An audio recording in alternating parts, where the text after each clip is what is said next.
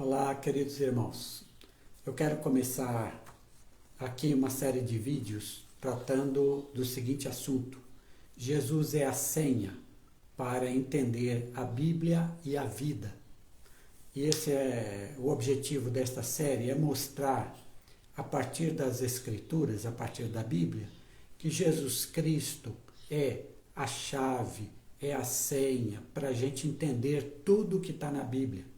E não só na Bíblia, para a gente entender tudo o que está na vida, naquilo que está ao nosso lado. Então, essa série tem como objetivo esse motivo. E o nosso vídeo de agora, que é o vídeo número 1, o primeiro, tem como título Jesus é o alvo de toda a revelação bíblica. Ou seja, tudo que a Bíblia fala converge para o Senhor Jesus Cristo. O objetivo da Bíblia é um só. O objetivo da Bíblia é mostrar Jesus, revelar Jesus, ensinar para nós quem é Jesus Cristo e o que ele representa para nós, para a nossa existência e para a nossa vida. Então convido você a vir comigo nesta série de vídeos sobre esse assunto. Jesus é a senha para a gente entender a Bíblia e a vida. E juntos aprendermos mais e glorificarmos a Jesus acima de todas as coisas. Acima de qualquer coisa que Deus fez, que Deus revelou, Jesus é o principal. E para isso convido você a vir comigo. Vamos começar então mostrando que a Bíblia inteira converge para Jesus Cristo e quer apresentá-lo. A Bíblia inteira. E eu começo pelo Antigo Testamento. Então vamos ver os textos. Gente, poderia dar aqui um mundo de textos, mas por conta do tempo eu vou me fixar apenas em alguns. Mas peguei alguns que eu acho que são muito importantes. Já no Gênesis, quando ocorre a queda de Adão e Eva, quando eles pecam contra Deus lá no Jardim do Éden, existe uma promessa. Está em Gênesis 3,15, que diz assim, Deus falando ao diabo, à serpente: porém inimizade entre ti e a mulher, entre a tua descendência e a descendência dela. Tu lhe ferirás o calcanhar, e ela te ferirá a cabeça. Já aí, Deus está dizendo, veja, no Gênesis, lá no Éden, Deus está dizendo que enviaria um descendente da mulher que venceria a serpente. A serpente atacaria seu calcanhar, que é a cruz, onde Jesus morreu, mas tanto a cruz quanto a ressurreição demonstram a vitória de Jesus sobre o diabo. Então, já em Gênesis 3,15, bem no início, existe a promessa de Jesus Cristo. Desde lá. Ainda no Antigo Testamento, em Deuteronômio, os escritos da lei, diz assim, Deuteronômio 18:18, Deus fala a Moisés: farei surgir para eles, o povo de Israel, do meio de seus irmãos, um profeta semelhante a ti. Porei em sua boca as minhas palavras, e ele lhes comunicará tudo o que eu lhe mandar. Então Deus já promete a Moisés que virá um profeta semelhante a ele. E este profeta semelhante a ele é o Senhor Jesus Cristo. É interessante que no Sermão do Monte, Jesus diz assim: ouvistes que foi dito, não matarás. Lei de Moisés. Eu, porém, vos digo. Aí é Jesus. Então, o profeta semelhante a Moisés é Jesus Cristo. Toda a lei também aponta para Jesus. Vamos agora aos Salmos, os livros poéticos. Aqui eu trago dois textos dos Salmos. O primeiro, o Salmo 110:1, disse o Senhor ao meu Senhor. Veja, os dois são senhores, no caso aí de Davi. Assenta-te à minha mão direita, até que ponha os teus inimigos por escabelo dos teus pés. Aí você tem o Senhor, que é Yahvé, Há outro Senhor, que também é Yahvé, Adonai. E um Senhor diz ao outro Senhor de Davi: assenta-te que eu vou colocar todos os teus inimigos debaixo de teus pés. E esse salmo vai ser usado por Jesus dizendo que se refere a ele. Porque ele é esse Senhor a quem o Senhor diz para assentar, porque vai colocar todos os inimigos debaixo dos pés. E o Salmo 2, versículos 6 a 8, que diz assim: eu, porém, ungi o meu rei sobre o meu santo monte de Sião. Proclamarei o decreto. O Senhor me disse: tu és meu filho, eu hoje te gerei. Pede-me, e eu te darei as nações por herança, e os confins da terra por tua possessão. Aqui é um salmo messiânico, que fala do Messias. Esse salmo diz que Deus ungiu o seu Messias como rei. Esse salmo diz que esse Messias é filho de Deus. Tu és meu filho, eu te gerei. E esse salmo diz que até mesmo os confins da terra estarão debaixo do domínio desse rei, desse Messias. E nós sabemos que esse texto se aplica a Jesus. Jesus também o usou na sua vida. Tu és meu filho. Lembra do batismo de Jesus? Este é meu filho amado. Vamos agora para os profetas. E aqui eu trago 2 profetas. Primeiro é Isaías, no Salmo, no capítulo 53. Esse capítulo fantástico sobre o servo sofredor. Isaías diz assim, 53, 4 a 6. Verdadeiramente ele tomou sobre si as nossas enfermidades e as nossas dores levou sobre si. E nós o reputávamos por aflito, ferido de Deus e oprimido. Jesus na cruz, né? Mas ele foi ferido por causa das nossas transgressões e moído por causa das nossas iniquidades. O castigo que nos traz a paz estava sobre ele. E pelas suas pisaduras, suas chagas, fomos sarados. Todos nós andávamos desgarrados como ovelhas, cada um se desviava pelo seu caminho, mas o Senhor fez cair sobre ele a iniquidade de todos nós. Jesus na cruz. Esse é Isaías. Agora o profeta Miqueias. Miqueias, capítulo 4, versículo 2. E tu, Belém Efrata, posto que pequena entre os milhares de Judá, de ti me sairá o que governará em Israel, e cujas saídas são desde os tempos antigos, desde as eternidades. O Messias nasceria em Belém, e ele é desde a antiguidade, desde a eternidade. Então, veja bem, esses aqui são alguns poucos textos que eu peguei para mostrar que o Antigo Testamento inteiro fala de Jesus Cristo.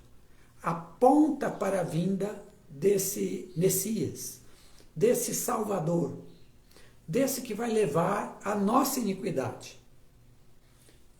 Todo o Antigo Testamento ele se volta para Jesus Cristo. É essa a intenção. O Antigo Testamento conta a história do povo de Israel, mas conta a história desse povo para nos direcionar para Jesus Cristo. Então, aí temos o Antigo Testamento. Agora vamos para o Novo Testamento e vamos para o próprio Jesus. O que é que Jesus achava que as Escrituras tinham a ver com ele? O que é que Jesus achava? Então, testemunho do próprio Jesus. Primeiro que eu trago se encontra em João 5,39. Veja bem. Disse Jesus: examinais as Escrituras,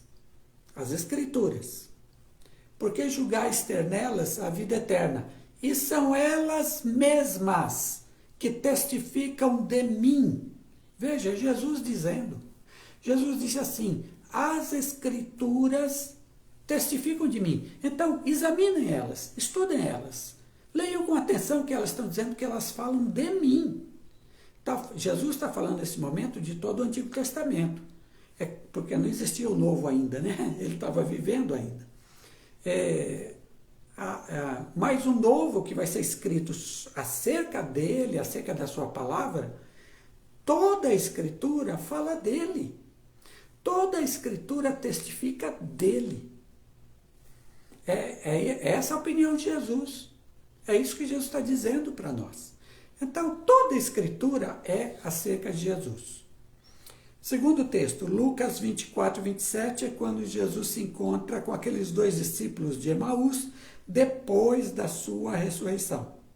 Ele já está ressurreto e se encontra com eles, vai caminhando com eles. Diz o texto: e, começando por Moisés e por todos os profetas, explicou-lhes o que dele se achava em todas as Escrituras. Explicou para eles o que acerca dele, Jesus, se achava em todas as Escrituras. Em todas as Escrituras.